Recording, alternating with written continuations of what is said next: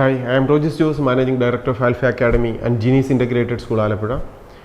2024 NEET എക്സാമിനേഷനെ base ചെയ്തിട്ട് കേരളത്തിലെ മെഡിക്കലിൻ്റെ MBBSൻ്റെയും BDSൻ്റെയും ഫസ്റ്റ് അലോട്ട്മെൻറ്റ് പബ്ലിഷ് ചെയ്തു. ഇനി ഈ ഫസ്റ്റ് അലോട്ട്മെൻറ്റ് പബ്ലിഷ് ചെയ്ത നമ്മുടെ റിസൾട്ടിനെ ബേസ് ചെയ്തിട്ട് നമുക്ക് സെപ്റ്റംബർ 1 മുതൽ 5 വരെ കോളേജിൽ ജോയിൻ ചെയ്യേണ്ട ടൈമാണ്. അതിനുശേഷം സെക്കൻഡ് അലോട്ട്മെൻറ്റ് സ്റ്റാർട്ട് ചെയ്യുന്നു. അപ്പോൾ ഈ ഫസ്റ്റ് അലോട്ട്മെൻറ്റ് ഡിക്ലെയർ ചെയ്ത സമയം മുതൽ സെക്കൻഡ് അലോട്ട്മെൻറ്റിൽ പങ്കെടുക്കാൻ ഇൻ ബിറ്റ്വീൻ എന്തൊക്കെ കാര്യങ്ങൾ ചെയ്യണം, ഇതിനെക്കുറിച്ചാണ് ഇന്നത്തെ വീഡിയോയിൽ നാം ഡിസ്കസ് ചെയ്യുന്നത്. ഓൾ ഇന്ത്യയുടെ MBBSൻ്റെയും BDSൻ്റെയും അലോട്ട്മെൻറ്റ് ഡിക്ലെയർ ചെയ്തു. അതിലൂടെ ഡിക്ലെയർ ചെയ്ത അലോട്ട്മെൻറ്റ് ലഭിച്ച വിദ്യാർത്ഥികൾക്ക് അഡ്മിഷൻ എടുക്കേണ്ട ടൈമായിരുന്നു ഈ ഓഗസ്റ്റ് 29 വരെ. ഈ സമയത്ത് ഓൾ ഇന്ത്യ കൗൺസിലിങ്ങിലൂടെ ഒരു MBBSനോ BDSനോ അഡ്മിഷൻ ലഭിച്ച കേരളത്തിലെ എല്ലാ വിദ്യാർത്ഥികളും ഓൾ ഇന്ത്യ കൗൺസിലിങ്ങിൽ തന്നെ കോളേജിൽ ജോയിൻ ചെയ്തിട്ടുണ്ടാവും എന്ന് തന്നെയാണ് പ്രതീക്ഷ. കാരണം അങ്ങനെ ഓൾ ഇന്ത്യ കൗൺസിലിങ്ങിലൂടെ കേരളത്തിലെ മെഡിക്കൽ കോളേജുകളിൽ ഒരു സീറ്റ് ലഭിച്ചിട്ടുണ്ടെങ്കിൽ നിർബന്ധമായും ഓൾ ഇന്ത്യ കൗൺസിലിങ്ങിലൂടെ ലഭിച്ച ആ സീറ്റിൽ തന്നെ കോളേജിൽ പോയി അഡ്മിഷൻ എടുക്കാൻ എല്ലാ വിദ്യാർത്ഥികളും, കേരളത്തിലുള്ള എല്ലാ വിദ്യാർത്ഥികളും പ്രത്യേകം ശ്രദ്ധിക്കണം. എങ്കിൽ മാത്രമേ നമ്മുടെ കേരള സ്റ്റേറ്റിലുള്ള ഒരു സീറ്റ് നമുക്ക് നഷ്ടപ്പെടാതെ ആ സീറ്റും കൂടെ മറ്റു വിദ്യാർത്ഥികൾക്ക് പ്രയോജനപ്രദമാകുന്ന രീതിയിലേക്ക് നമുക്കത് കൺവേർട്ട് ചെയ്യാൻ സാധിക്കുകയുള്ളൂ. അപ്പോൾ ഓൾ ഇന്ത്യ കൗൺസിലിംഗ് അവിടെ നിൽക്കട്ടെ, ആ ഫസ്റ്റ് അലോട്ട്മെൻറ്റിന് ശേഷമുള്ള സെക്കൻഡ് കൗൺസിലിംഗ് ഉടനെ തന്നെ സ്റ്റാർട്ട് ചെയ്യും. നമുക്ക് കേരളത്തിൻ്റെ MBBSൻ്റെയും BDSൻ്റെയും ഫസ്റ്റ് അലോട്ട്മെൻറ്റിൽ നമ്മൾ എന്തൊക്കെ കാര്യങ്ങളാണ് ശ്രദ്ധിക്കേണ്ടത്, ഏതൊക്കെ റാങ്കിലുള്ള വിദ്യാർത്ഥികൾക്കാണ് ഇപ്പോൾ സെലക്ഷൻ കിട്ടിയിരിക്കുന്നത്, ഇനി ഏതൊക്കെ റാങ്ക് വരെയുള്ള കുട്ടികൾക്ക് ഒരു അഡ്മിഷൻ കിട്ടാനുള്ള സാധ്യതയുണ്ട്, ഇതിനെക്കുറിച്ചൊക്കെ നമുക്ക് വിശദമായിട്ടൊന്ന് നോക്കാം. ഇന്ന് ഈ ഫസ്റ്റ് അലോട്ട്മെൻറ്റ് ഡിക്ലെയർ ചെയ്ത് കഴിഞ്ഞപ്പോൾ ഈ ഫസ്റ്റ് അലോട്ട്മെൻറ്റിലൂടെ അഡ്മിഷൻ ലഭിച്ച വിദ്യാർത്ഥികൾ നിർബന്ധമായും 1-ാം തീയതിക്കും 5-ാം തീയതിക്കും ഇടയ്ക്കായി സെപ്റ്റംബർ 1-നും 5-നും ഇടയ്ക്ക് 18 ഡോക്യുമെൻറ്റ്സ് ആണ് ഒരു വിദ്യാർത്ഥി അഡ്മിഷൻ എടുക്കാൻ ക്യാമ്പസിലേക്ക് പോകുമ്പോൾ കൊണ്ടുപോകേണ്ടത്. ഈ 18 ഡോക്യുമെൻറ്റ്സുമായി കൃത്യമായിട്ട് ക്യാമ്പസിൽ പോയി അഡ്മിഷൻ നേടുക. അഡ്മിഷൻ എടുക്കാത്ത ഒരു വിദ്യാർത്ഥിയും, നമുക്കറിയാം അഡ്മിഷൻ എടുക്കാനായി ആ വിദ്യാർത്ഥി ആദ്യം ചെയ്യേണ്ടത് നമ്മുടെ പ്രൊഫൈൽ പേജിൽ നിന്നും മെമ്മോ പ്രിൻ്റ് ഔട്ട് എടുക്കുക, ഡേറ്റാ കാർഡ് പ്രിൻ്റ് ഔട്ട് എടുക്കുക. ഈ മെമ്മോയിലും ഡേറ്റാ കാർഡിലും നമുക്ക് ഏത് കോഴ്സാണ്, ഏത് കോളേജിൽ പഠിക്കാനാണ്, എത്ര രൂപയാണ് നമ്മൾ ഫീസ് അടയ്ക്കേണ്ടത്, അതിൽ എൻട്രൻസ് കമ്മീഷണർക്ക് എത്രയാണ് അടയ്ക്കേണ്ടത്, ക്യാമ്പസിൽ എത്രയാണ് അടയ്ക്കേണ്ടത്, ഇതിനെക്കുറിച്ചുള്ള എല്ലാ ഡീറ്റെയിൽസും നമ്മുടെ മെമ്മോയിലും ഡേറ്റാ കാർഡിലും ഉണ്ടാവും. ഇതിനെ ബേസ് ചെയ്തിട്ട് നമുക്ക് MBBSൻ്റെ ഗവൺമെൻറ് ആണോ സെൽഫ് ഫിനാൻസിങ് ആണോ, അതോ BDSൻ്റെ ഗവൺമെൻറ് ആണോ സെൽഫ് ഫിനാൻസിങ് ആണോ നമുക്ക് ലഭിച്ചിരിക്കുന്നത്, അതിനെ ബേസ് ചെയ്ത് എല്ലാ ഡോക്യുമെൻറ്റ്സുമായി ഫീസ് റെമിറ്റ് ചെയ്ത് കോളേജുകളിൽ അഡ്മിഷൻ നേടുക. ഇനി അഡ്മിഷൻ നേടിക്കഴിയുമ്പോൾ എനിക്ക് ആ ക്യാമ്പസിനേക്കാൾ കുറച്ചുകൂടെ മികച്ചൊരു ക്യാമ്പസിലേക്ക്, മികച്ചൊരു കോഴ്സിലേക്ക് ചേഞ്ച് ചെയ്യണമെന്ന് ആഗ്രഹിക്കുന്ന വിദ്യാർത്ഥികൾ തീർച്ചയായും സെക്കൻഡ് റൗണ്ടിൽ പങ്കെടുക്കുക. ഇപ്പം നമുക്കറിയാം ഈ ഫസ്റ്റ് റൗണ്ടിൽ ഈ നമ്മൾ കാണുന്നതനുസരിച്ച് എൻട്രൻസ് കമ്മീഷനുടെ സൈറ്റിൽ തന്നെ ലാസ്റ്റ് റാങ്ക് വന്നിരിക്കുന്ന ഡീറ്റെയിൽസ് എല്ലാം എൻട്രൻസ് കമ്മീഷനുടെ സൈറ്റിൽ തന്നെ കൃത്യമായിട്ട് പബ്ലിഷ് ചെയ്തിട്ടുണ്ട്. അതിൽ നിന്ന് നമുക്ക് മനസ്സിലാക്കാം MBBSൻ്റെ ഗവൺമെൻറ് സീറ്റിൽ സ്റ്റേറ്റ് മെറിറ്റിൽ ഈ വർഷം 680 മാർക്ക്, ഓൾ ഇന്ത്യ നീറ്റിൻ്റെ മാർക്ക് 680 മാർക്കും കേരള റാങ്ക് 746ഉം വന്നിരിക്കുന്ന വിദ്യാർത്ഥികൾക്കാണ് ഇപ്പോൾ ഫസ്റ്റ് അലോട്ട്മെൻറ്റിൽ MBBSന് ഒരു ഏതെങ്കിലും 12 ഗവൺമെൻറ് മെഡിക്കൽ കോളേജിൽ എവിടെയെങ്കിലും ഒരു സീറ്റ് ലഭിച്ചിരിക്കുന്നത്. ഇനി അതുപോലെ മറ്റുള്ള റിസർവേഷൻസിലേക്ക് നോക്കിയാൽ EWS കാറ്റഗറിയിലാണെങ്കിൽ 646 മാർക്കും 3059 റാങ്ക് വരെ കേരള സ്റ്റേറ്റ് റാങ്ക് വന്നിരിക്കുന്ന വിദ്യാർത്ഥികൾക്ക് EWS റിസർവേഷൻ വെച്ച് അഡ്മിഷൻ ലഭിച്ചിട്ടുണ്ട്. ഇനി ഈഴവ കമ്മ്യൂണിറ്റിയിലേക്ക് പോകുമ്പോൾ 665 മാർക്ക് 1568 റാങ്ക് ഉള്ള വിദ്യാർത്ഥികൾക്ക്, ഇതിനോടൊപ്പം മുസ്ലിം കമ്മ്യൂണിറ്റിയിലാവുമ്പോൾ 675 മാർക്ക് 1012 ആണ് റാങ്ക് വരിക.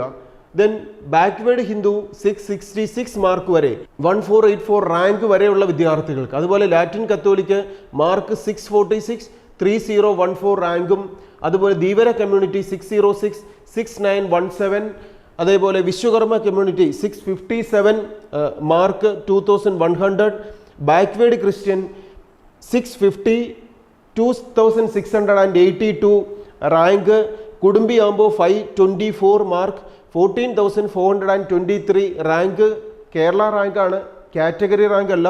കുശവൻ കമ്മ്യൂണിറ്റിയിൽ 574 മാർക്ക് 9950 റാങ്ക് വരെ വന്ന വിദ്യാർത്ഥികൾക്കും SCയിലാവുമ്പോൾ 11,933 റാങ്കും ST 21,600 അതായത് 426 മാർക്കും വരെ വന്ന വിദ്യാർത്ഥികൾക്ക് ഗവൺമെൻറ് MBBS സീറ്റിലേക്ക് ഫസ്റ്റ് അലോട്ട്മെൻറ്റ് അഡ്മിഷൻ ലഭിച്ചിട്ടുണ്ട്. ഇനി ഇവിടെ നമ്മൾ മനസ്സിലാക്കേണ്ട ഒരു കാര്യം, ഈ ഫസ്റ്റ് അലോട്ട്മെൻറ്റിൽ നിന്നും സെക്കൻഡ് അലോട്ട്മെൻറ്റിലേക്ക് പോകുമ്പോൾ ഫസ്റ്റ് അലോട്ട്മെൻറ്റിൽ എല്ലാ ക്യാമ്പസും ഫില്ല് ചെയ്ത് തന്നെയാണ് എൻട്രൻസ് കമ്മീഷണർ അലോട്ട്മെൻറ്റ് ചെയ്തിരിക്കുന്നത്. ഇനി ഈ അഡ്മിഷൻ ലഭിച്ചിരിക്കുന്ന വിദ്യാർത്ഥികൾക്ക് ആരെങ്കിലും എഞ്ചിനീയറിംഗിലേക്ക് പോയിട്ടുണ്ടെങ്കിൽ, ഇല്ലെങ്കിൽ അതർ സ്റ്റേറ്റിൽ ഒരു അഡ്മിഷനിൽ പോയിട്ടുണ്ടെങ്കിൽ, ഇല്ലെങ്കിൽ ഈ കോഴ്സേ വേണ്ടാന്ന് വെച്ചിട്ടുണ്ടെങ്കിൽ ആ സീറ്റുകളൊക്കെ വേക്കൻ്റ് ആവും. അതെല്ലാം സെക്കൻഡ് റൗണ്ടിലാണ് കൺസിഡർ ചെയ്യുന്നത്. അപ്പോൾ എത്ര കുട്ടികൾ സെക്കൻഡ് റൗണ്ടിലേക്ക് പങ്കെടുക്കാൻ വരും, ഫസ്റ്റ് റൗണ്ടിൽ ജോയിൻ ചെയ്യാതിരിക്കും എന്നതൊക്കെ നമുക്ക് പ്രെഡിക്റ്റ് ചെയ്യാൻ സാധിക്കത്തില്ല. എങ്കിലും മുൻ വർഷങ്ങളിലെ റാങ്കുകൾ വെച്ച് നോക്കിയാൽ ഈ വർഷം ഇപ്പോൾ 680 നിൽക്കുന്നതിൽ നിന്നും ഒരു 675 അല്ലെങ്കിൽ 670 വരെ വരുന്ന കുട്ടികൾക്കൊക്കെ സ്റ്റേറ്റ് മെറിറ്റിൽ തന്നെ ചിലപ്പോൾ അഡ്മിഷനിലേക്ക് മൂവ് ചെയ്യാം എന്ന് നമുക്ക് പ്രതീക്ഷയാണ്. ഇനി ഇതുപോലെ മറ്റുള്ള ഓരോ കാറ്റഗറിയിലും കമ്മ്യൂണിറ്റിയിലും ഇതുപോലെ തന്നെ ആ ഒരു ഡിഫറൻസ് സെക്കൻഡ് റൗണ്ടിൽ നമുക്ക് കിട്ടുമെന്ന് പ്രതീക്ഷിക്കാം. ആ പ്രതീക്ഷ എന്ന് പറയുന്നത് നമ്മുടെ കുട്ടികളിൽ കുറേ അധികം പേരെങ്കിലും ഓൾ ഇന്ത്യ കൗൺസിലിങ്ങിലൂടെ, ഇതേപോലെ ഈ ടോപ്പ് മാർക്ക് നിൽക്കുന്ന കുട്ടികളെ സംബന്ധിച്ചിടത്തോളം അവർ ഓൾ ഇന്ത്യ കൗൺസിലിങ്ങിലൂടെ അലോട്ട്മെൻറ്റിൽ പങ്കെടുത്തിട്ടുണ്ടാവും. ആ ഓൾ ഇന്ത്യ കൗൺസിലിങ്ങിലും അവർക്ക് കേരളത്തിൽ ഒരു സീറ്റ് ലഭിച്ചിട്ടുണ്ടാവും. അപ്പോൾ ഒരു 200 റാങ്ക് വാങ്ങിച്ചിരിക്കുന്ന കുട്ടിയെ സംബന്ധിച്ചിടത്തോളം അവർക്ക് ട്രിവാൻഡ്രം മെഡിക്കൽ കോളേജിൽ തന്നെ ഓൾ ഇന്ത്യ കൗൺസിലിങ്ങിലൂടെയും സീറ്റ് കിട്ടും, സ്റ്റേറ്റ് കൗൺസിലിങ്ങിലൂടെ സീറ്റ് കിട്ടും. ഇത് രണ്ടിൽ ഏത് ചൂസ് ചെയ്യണമെന്ന് ആ കാൻഡിഡേറ്റ് ആണ് തീരുമാനിക്കുന്നത്.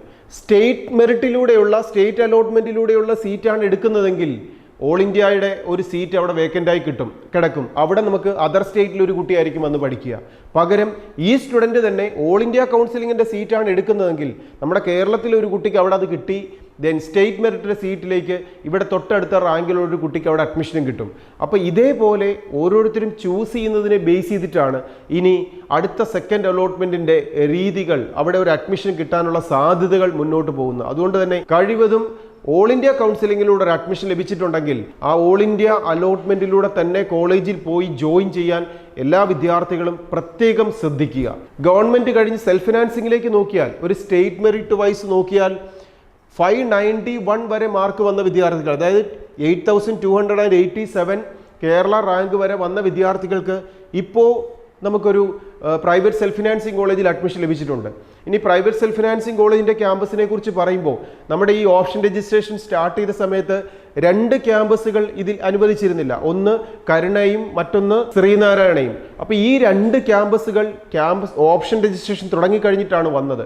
ഇതിൽ മനസ്സിലാക്കുന്നിടത്തോളം ധാരാളം കുട്ടികൾക്കാണ് ഈ 2 ക്യാമ്പസ് ഇതിലേക്ക് രജിസ്ട്രേഷൻ തുടങ്ങിയെന്ന് അറിയാൻ പറ്റാതെ പോയത്. അത് ഒരിക്കലും തെറ്റായ ഒരു കാര്യമാണ്.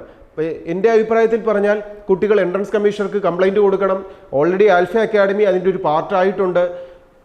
അടുത്ത റൗണ്ടിൽ, സെക്കൻഡ് റൗണ്ടിൽ ഈ ലേറ്റായിട്ട് ജോയിൻ ചെയ്യിപ്പിച്ച 2 ക്യാമ്പസുകളെ കൂടെ ഓപ്ഷൻ സബ്മിറ്റ് ചെയ്യാൻ ഉൾപ്പെടുത്തണം എന്നൊരു സജഷൻ വിദ്യാർത്ഥികൾ എൻട്രൻസ് കമ്മീഷണറുടെ ഓഫീസിലേക്ക് വിളിച്ചിട്ട് കൊടുക്കണം എന്ന് തന്നെയാണ് എൻ്റെ പേഴ്സണൽ അഭിപ്രായമായി, ആൽഫ അക്കാഡമിയുടെ അഭിപ്രായമായി ഇവിടെ കേൾക്കുന്ന ഓരോരുത്തരോടും നിങ്ങളോടും പറയാനുള്ളത്. ഇനി അങ്ങനെ അപ്പോൾ നമുക്ക് നോക്കിക്കഴിഞ്ഞാൽ ടോട്ടൽ 19 കോളേജുകളുണ്ട്. ഇനി ഇതിനോടൊപ്പം അടുത്ത റൗണ്ടിൽ പുതിയതായിട്ട് വരാൻ സാധ്യതയുള്ള പിംസും പാലക്കാട് ഇൻസ്റ്റിറ്റ്യൂട്ട് ഓഫ് മെഡിക്കൽ സയൻസും അതുപോലെ വർക്കലയിലുള്ള ക്യാമ്പസും ഒക്കെ ഇനിയും എത്രയും വേഗം സെക്കൻഡ് റൗണ്ടിലെങ്കിലും വരട്ടെ എന്ന് നമുക്ക് ഇതിനോടൊപ്പം ആഗ്രഹിക്കുകയും ചെയ്യാം. അങ്ങനെ വന്നാൽ തീർച്ചയായും ഈ റാങ്ക് ഇപ്പോൾ 591 നിൽക്കുന്നത് തീർച്ചയായിട്ടും അതിനേക്കാൾ നല്ലൊരു മാർക്ക് ഡിഫറൻസിലുള്ള വിദ്യാർത്ഥികൾക്ക് പോലും, നല്ലൊരു റാങ്ക് ഡിഫറൻസിലുള്ള വിദ്യാർത്ഥികൾക്ക് പോലും, അതായത് 8287 എന്നുള്ളത് ആ ക്യാമ്പസുകളോടൊക്കെ കൺസിഡർ ചെയ്താൽ അതൊരു 9500 10,000ലേക്കൊക്കെ ഉള്ള വിദ്യാർത്ഥികൾക്കും അഡ്മിഷൻ കിട്ടട്ടെ എന്ന് നമുക്ക് ഇതിനോടൊപ്പം ആഗ്രഹിക്കാൻ സാധിക്കും.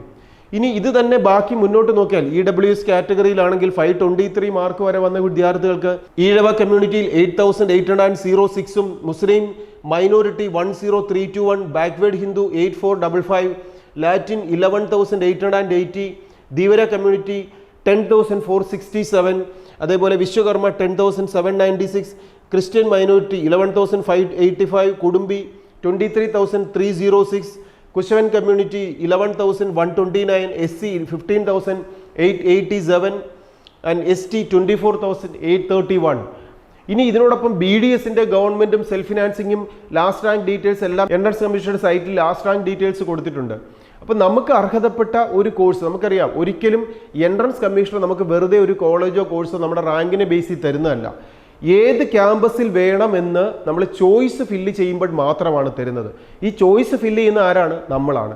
ആരുടെ ചോയ്സാണ്? നമ്മുടെ ചോയ്സാണ്. അപ്പോൾ പഠിക്കാൻ താല്പര്യമുള്ള, എനിക്ക് അലോട്ട് ചെയ്താൽ ഞാൻ ഫീസ് അടച്ച് ജോയിൻ ചെയ്യുമെന്ന് ഉറപ്പുള്ള ക്യാമ്പസുകളും കോഴ്സുകളും മാത്രം, അത് പ്രൈവറ്റ് ആയിക്കോട്ടെ, NRI ആയിക്കോട്ടെ, ഡീംഡ് ആയിക്കോട്ടെ, ഗവൺമെൻറ് ആയിക്കോട്ടെ, അങ്ങനെയുള്ള ക്യാമ്പസുകൾ മാത്രമേ ചോയ്സ് ഫില്ല് ചെയ്യാവുള്ളൂ. എൻട്രൻസ് കമ്മീഷൻ ഒരു ക്യാമ്പസ് അലോട്ട് ചെയ്ത് കഴിയുമ്പോൾ കുട്ടികൾ വിളിക്കുന്ന ഒരു ചോദ്യമാണ്, സാറേ എനിക്ക് എഞ്ചിനീയറിങ്ങിന് പഠിക്കാൻ താല്പര്യമില്ല. ഞാൻ ചോദിക്കുന്നത്, പിന്നെ എന്തിനാണ് ഓപ്ഷൻ കൊടുത്തത്? പഠിക്കാൻ താല്പര്യമില്ലാത്തൊരു കോഴ്സ് എന്തിനാണ് കൊടുക്കുന്നത്? സാർ എനിക്ക് NRI പഠിക്കാൻ താല്പര്യമില്ല, അല്ലെങ്കിൽ എനിക്ക് ഡീംഡ് ക്യാമ്പസിൽ പഠിക്കാൻ താല്പര്യമില്ല, അല്ലെങ്കിൽ പ്രൈവറ്റ് സെൽഫ് ഫിനാൻസിങ്ങിൽ പഠിക്കാൻ താല്പര്യമില്ല, അതാണ് എനിക്കിപ്പോൾ കിട്ടിയിരിക്കുന്നത്, അത് എടുക്കാതിരുന്നാൽ കുഴപ്പമുണ്ടോ? ഒരിക്കലും എൻട്രൻസ് കമ്മീഷൻ വെറുതെ അലോട്ട് ചെയ്തതല്ല.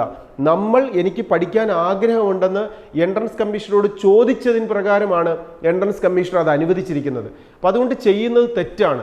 നമുക്ക് ആവശ്യമുള്ള ക്യാമ്പസുകൾ, ആവശ്യമുള്ള കോഴ്സുകൾ ഇനി കിട്ടാൻ അർഹതയുണ്ടോ ഇല്ലയോ എന്ന് നോക്കണ്ട. നമുക്ക് കിട്ടാൻ, നമ്മുടെ മാർക്ക് വെച്ച് കിട്ടാൻ അർഹതയില്ലെങ്കിലും AFMC നമുക്ക് ചോദിക്കാം, എയിംസ് നമുക്ക് ചോദിക്കാം, ജിപ്മർ നമുക്ക് ചോദിക്കാം, ഗവൺമെൻറ് മെഡിക്കൽ കോളേജ് ചോദിക്കാം. പക്ഷെ ചോദിക്കുന്നത് തന്നു കഴിയുമ്പോൾ എനിക്കിത് വേണ്ട എന്ന് പറയാൻ പാടില്ല. അതേപോലെ കൃത്യമായിട്ട് ആവശ്യമുള്ള ക്യാമ്പസുകൾ ഹയർ ഓപ്ഷൻ പ്രയോറിറ്റി അനുസരിച്ച് ഓപ്ഷൻസ് കൊടുക്കാൻ ശ്രദ്ധിക്കുക.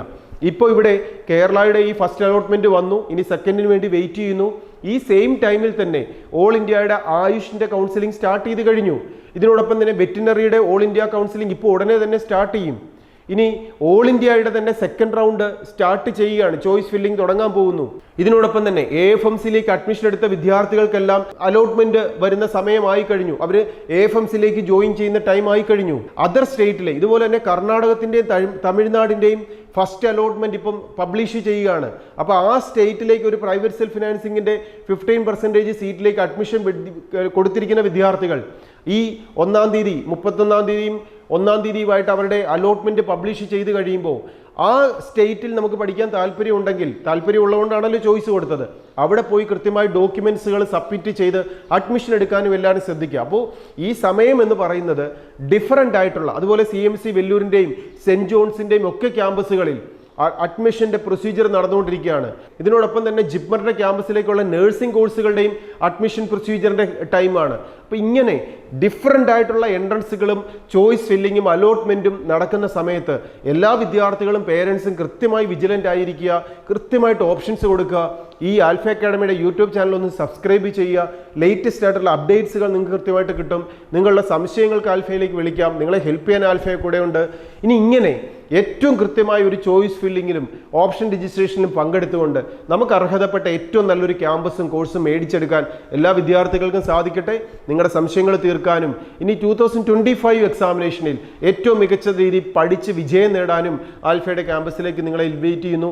ഏറ്റവും നല്ല വിജയം എല്ലാ വിദ്യാർത്ഥികൾക്കും ഉണ്ടാവട്ടെ എന്ന ആശംസയോടെ ബെസ്റ്റ് വിഷസ്.